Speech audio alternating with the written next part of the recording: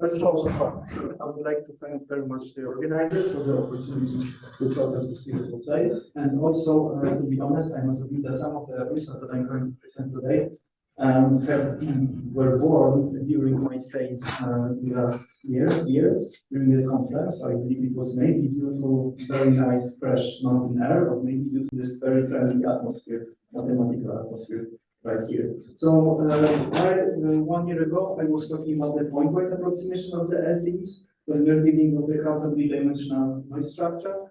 And today I would like to give another view when we want to approximate the trajectories of the underlying process that is a solution to our given SDE, which means that we are dealing with the global approximation. I'm going to show and quantify what is the benefit of using the adaptation, which is linked to the time set that we are using. When it comes to the main references, we will be mainly leveraging the strategy that has been included in the entry point number. Which one is the comfortable one? Okay. I see. Thank you. We are going to leverage the strategy, which has been a part of the item number 3, that we're dealing with efficient approximation of the SDs in the point-based setting. And when it comes to the approximation, the global approximation, the main references would be the items 1 and 2, however, they have been done for the final dimensional models. And this is just the first step into this direction, because we want to have a sort of the bridge between the ordinary SDs and stochastic partial differential equations, which is our case. And when it comes to the theoretical background, I would refer to the item number 4, which is a very good book by Cohen and Elliott on the stochastic calculus and applications. And finally, the results that I'm going to present today are based on this preprint item. So let me start with the introduction to this model. We will be dealing with the probability space with sufficient rich filtration, in a sense that all the processes and all the random variables that we will be considering will be embedded in this filtration, will be measurable in some sense. Also, determination time capital T and the countable dimensional linear process, which can be viewed as this equivalently as a countable sequence of one-dimensional linear processes, which are independent between each other. And also the initial value, which without loss of generality is deterministic. So we will be considering the following one-dimensional SDE with the drift coefficient and also with the diffusion coefficient that depends, as of now, only on the time variable. As you can see, this part, this summa, is indeed the integral with respect to the countably dimensional linear process. However, in our case, we might just write it equivalently as the infinite sums of the integrals with respect to one-dimensional linear processes. And also, it should be also noted that the diffusion term for each time when we want to evaluate it is an element of the sequential algebra space in order to have all of this stuff well defined. When it comes to the assumptions that we need to do in numerical SDEs, when it comes to the drift, I believe that those are very classical, like the boundedness, when we start at the 0 point, and also when it comes to the Lipschitz continuity with respect to the spatial variable for both drift coefficient and its derivative with respect to the spatial variable. However, I believe that more focus should be put on the assumptions that we are going to impose on the diffusion coefficient. So we need to start with some sequence delta, which will be a positive and strictly decreasing one. That will vanish at infinity, means that its limit equals 0. And it will generally tell us what is the level of decay of the elements of the diffusion when we have very big indices. But I'm going to show this in a moment. But with this delta sequence that will be fixed starting from now, we will associate so-called G delta, that will be a set of all non-decreasing sequences that will only consist of the natural numbers, such that they diverge to plus infinity, and also they satisfy this, let's say, technical condition, which will be very important in our proof, but I'm not going to give any details. Those sequences, MN, will describe the permitted truncation level sequences. I mean, in the terms, how many coordinates of the underlying process can we use? And it should be noted that no matter what sequence delta is considered, the set of such sequences G delta is always infinite. So, in terms of the diffusion, we need to impose the assumptions on its sequential L to norm. First of all, it is bounded by some constant C to 0. Then we have the Lipschitz coefficient with respect to the time variable. And finally, this most important, I believe, assumption S3, which tells us what is the error when we take, instead of this full diffusion term, the, let's say, projected diffusion term, in a sense that starting from some predefined index k plus 1, we just put 0, so we just cut off the information starting from that point. And then this error can be bounded above by, again, this constant C2, which is a positive one, and the sequence the delta. Of course, the sequence delta needs not to be optimal. In a sense, we may find a better estimation here. However, the better it is, the wider palette of the corresponding sequences, I mean the truncation level sequences, are represented here. So the better we do the calculation, the better results we might have when it comes to real-life applications. And when we use this superscript on the right-hand side, it means that we are using, instead of the full vector, only the projected one or truncated one. So our strategy is as follows. We will start with defining so-called truncated solutions, which will be the family of the processes indexed by the truncation, which appears right there. So instead of this full diffusion, we take the diffusion cutoff starting from the index n plus 1, and then indeed we are dealing with the final dimensional case, in a sense that this infinite sum that I have presented to you at the beginning of my talk becomes the finite sum, and we might leverage some of the existing results, I might say. But the question is this well posed, and what is the distance between the real solution and this projected solution xn?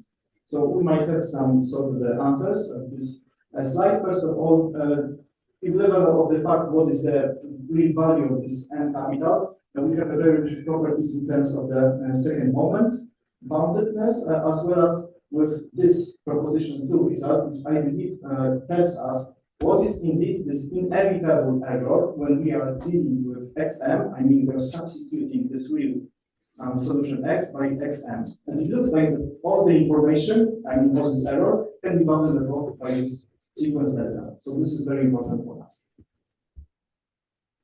And in order to analyze the algorithms that I'm going to construct in several minutes, we need to have an overview of what should an arbitrary algorithm for our approximation problem really look like. So our considerations will be performed in so-called information-based complexity spirit, that is IBC, and a general method can be considered as, let's say, a sequence of n methods, which equivalently can be viewed as the quadruple, like here, where, first of all, we need to have a specified sequence of the truncation levels which need to be permitted, in the sense that the nth method within this sequence uses exactly mn first coordinates of the underlying process. Then we have the information about the partitions of the interval that are being used by the nth method, and we do not impose any particular assumptions on those partitions. And for instance, it might be recursive, it might be recurrent, it might use the information from the previous time point, or it can be also based on the coefficients. However, when it comes to the number of the points within this number of nodes, it is asymptotically not greater than n and not smaller than the square root of n, starting from some point which might depend on the method itself. And then we have a sequence of the information vectors which tell us what are indeed what is the information about the underlying linear process that is used by the nth method.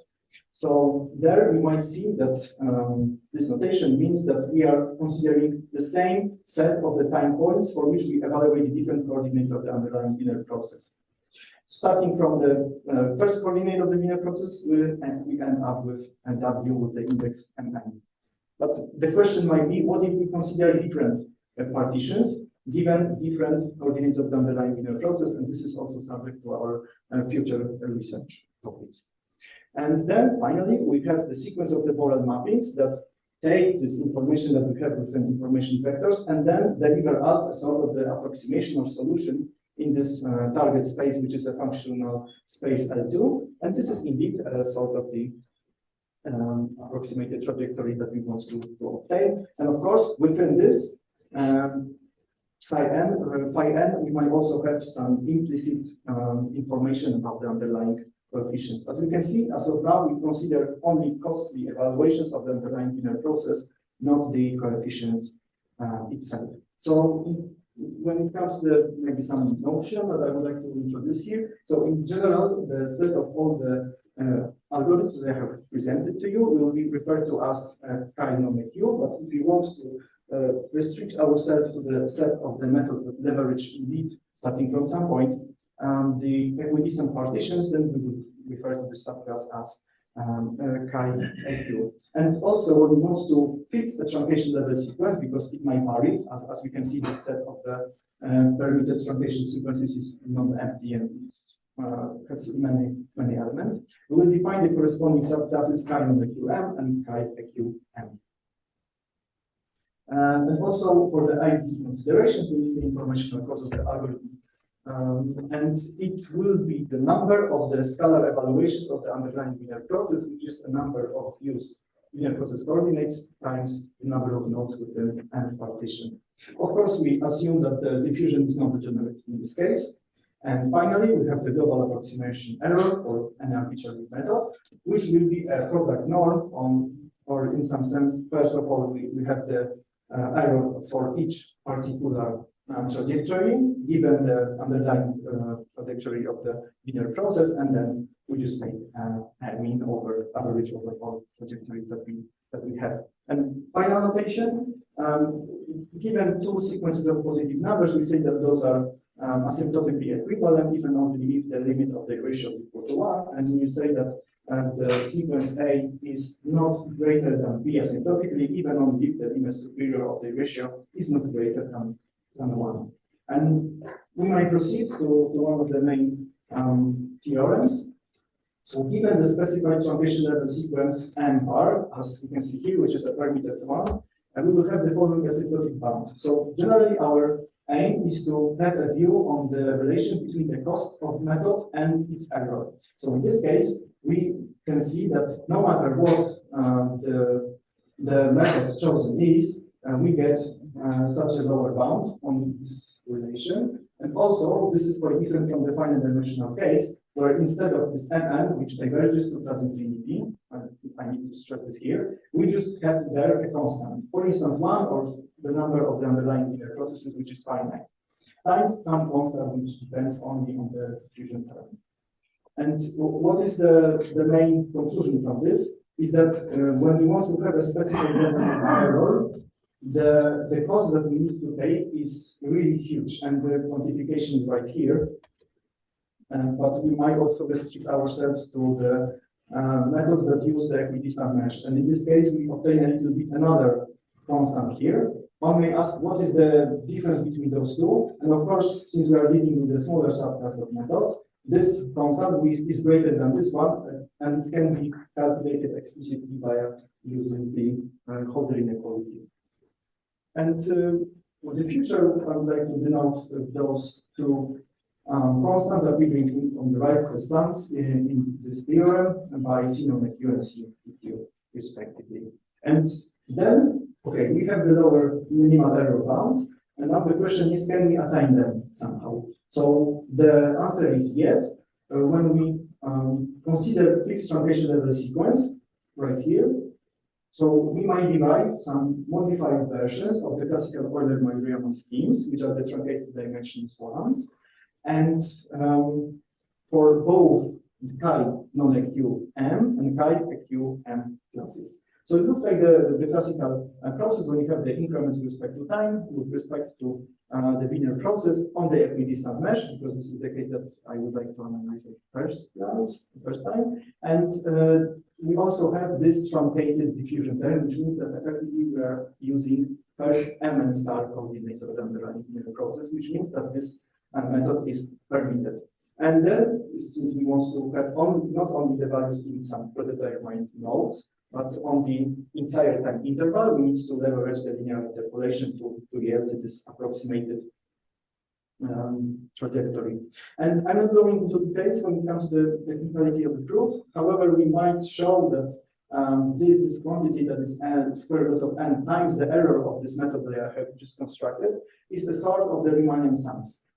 And then we might see that when we go with n to plus infinity, it will give us the constant that we want here. So in some sense, we have provided the proof of optimality.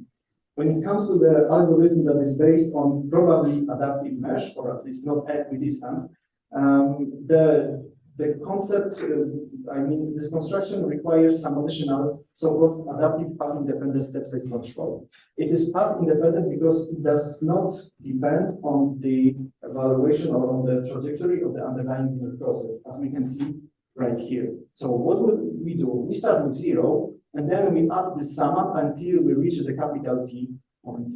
And effectively, when we can see that the diffusion is fluctuating, this L to norm is quite big, then it means that we need to make the steps quite smaller, which is quite logical. And in order to not have any problems with the stability around 0, we need to also define here this control sequence, let's say, epsilon n, which tends to 0 as n goes to plus infinity, and there's also some additional assumptions. I'm not going into details with this one. So the question also may be asked if we always reach the point T capital, and the answer is yes. And then we can set, again, modified ordinary gamma scheme with this truncated diffusion, but based on the mesh that we have constructed on the previous slide, with the final time step or time point replaced with the T capital. And of course, when we want again to obtain the final approximation of the trajectory, we need, for instance, the linear interpolation. One may say that we might have some cubic or spline interpolation, but linear in this case is sufficient. When it comes to the properties, because I'm going to provide any details on the proof of its optimality, under the assumptions that we had on the model coefficients, the proposed method, as I mentioned, is an element of kind on the Q. This is not trivial, and it always attains point T. The number of the steps that we need here is deterministic. In case we are dealing with the diffusion that depends on both spatial and time variable, this will be stochastic. And the number of steps diverges to plus infinity. And finally, when it comes to the diameter of obtained coefficients, this can be bounded above by T capital divided by n times epsilon n, which goes to 0 as n goes to plus infinity. Okay, so I have provided a construction of the methods which are optimal in case we are dealing with some specified truncation level sequence. But the problem is, what if we get rid of this additional field? I mean, we are dealing with the full class chi on the Q and full class chi the Q. So, based on this technical condition, we might see that Mn can be, this permitted truncation level sequence can be bounded below by this sequence that is the inverse of delta at the point n to the power minus 1/2. And this is the sort of the lower bound that is, let's say, uniform with respect to the choice of the permitted truncation level sequence. However, it is not attainable. This lower bound. Why? Because in this case, we would have 1 just here, or at least some value which is not equal to 0. So it would be quite problematic. So the problem is, can we get as close as to this sequence as possible? And the answer is yes, because if we have any permitted truncation level sequence, let's say Mn, then we can divide it by the composition of the natural logarithm so many times we compose it that finally we are between this boundary, let's say, and this initial, let's say, sequence Mn. So we are somewhere in between. So we might get as close as possible to this one. However, we are still diverging to plus infinity in terms of this cost error relation here. So this slide generally give us the conclusion of what I have currently said. I mean, if we have any permitted truncation level sequence, that we may construct another one, which is again permitted, and then based on this sequence M and star, we can construct the truncated dimension model algorithms with or adaptive path independent step size control, or based on the sequence of the equidistant meshes. And for those we can see this asymptotic behavior of this term. When it comes to numerical experiments, I decided to take, let's say, a sort of the Orstein-Uhlenbeck process with the diffusion term that depends on some parameter p, which is greater than 1/2. And as I mentioned before, the most important part of, let's say, dealing with this model in terms of the real-life applications, hopefully, will be the estimation or the calibration of this delta sequence that I have shown at the beginning. So we need to make an estimation of the error coming from exchanging or substituting the full diffusion by its projection. And not going to the depths, into some calculations, we can see that given the p equal to 0.9, which was my personal choice, we can have mn, which are not smaller asymptotically, by n to the power of 5/4 plus some epsilon. Because without epsilon, we would get this boundary. So given our finite choice, we have the values of those constants, like C, Q, S, C, non-Q, and while we can try to obtain them empirically, this is not usually very stable. So much better is to have the estimation of so-called performance benefit or ratio, which gives us the empirical comparison between C, non-Q, and C, Q. So our target will be to obtain the value which is close to 0.8511. What do we do? For that reason, we need to simulate the solutions of the real of the trajectories of the real solution. However, even though there is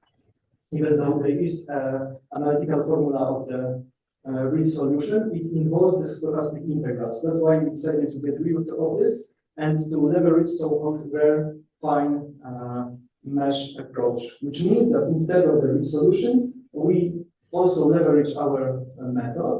However, it is based on the very, very fine mesh here, and it also uses more number of the underlying Wiener process coordinates, because it's sort of the God who knows much more than our algorithm that we are going to analyze here. So once we have the approximate trajectories given some underlying Wiener process trajectory, we calculate the distance between those two trajectories via a composite Simpson quadrature, which is based on some points. And then we, of course, need to repeat this, let's say k capital times, which is the number of simulated trajectories, to have this error estimate for one of the algorithms, and then we need to repeat this for the other one. Because first of all, we need to obtain the kn star from this step size algorithm, and then leverage it as an input to the algorithm, which is based on the equidistant mesh.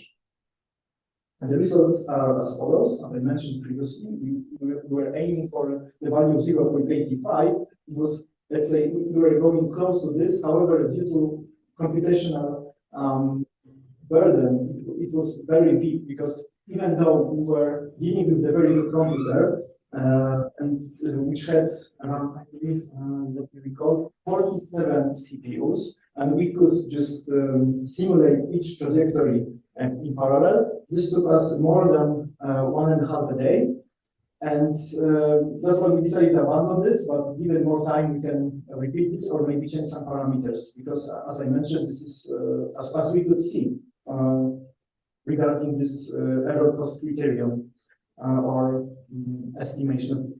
We are dealing with very, very costly evaluations here. So when it comes to the exemplary trajectory, I'm not sure if you can see there may be some instances where there is a difference between the orange and the blue one, because one of them is the rare mesh algorithm and another one is the fine mesh algorithm here. even though you will see that maybe not the values are exploding, but are of different magnitude, we can see that one of them tracks the second one very nicely. And when it comes to the summary and conclusions, we constructed two truncated dimension order schemes. One of them was based on defined specifically adaptive steps of control, the second one on the equidistant mesh. Then we analyzed the lower bound for the exact asymptotic error behavior in terms of the cost. And those estimates have indicated that in order to obtain or decrease the minimal error, we need to take into account that we need significant cost to be taken. And then we proved the optimality of the methods given the particular truncation level sequence. But when it comes to this, let's say, full class of the methods, we would say that those are almost optimal. And finally, the conclusions from our, let's say, ad hoc experiments generally support our theoretical findings. When it comes to the future work, because as I mentioned, this is a sort of the topic in progress, we want to have a view on the more generalized models. So we would like to start with extending present results to the global approximation problem that we are dealing with the diffusion term that also depends on spatial variable and possibly with jumps. This has been done for the final dimensional case, but for the finite, but however for the infinite still not. And also what I mentioned, it would be also really good to consider the algorithms which might include this additional adaptation with respect to different linear process coordinates. And finally, I was dealing with the GPU implementation of those algorithms as well as the CPU implementation. And the final results that I have shown to you were based on the CPU, because for GPU we obtained some problems with the memory. Because of GPU we do not have that available memory. So if we want to remember many approximate trajectories, this gives us a lot of memory that we need here. So this might be also problematic in the future applications, but we are trying to develop maybe a sort of a trade-off between those two solutions. That's all from my side. I hope that I have introduced you to this problem. Thank you very much for your attention.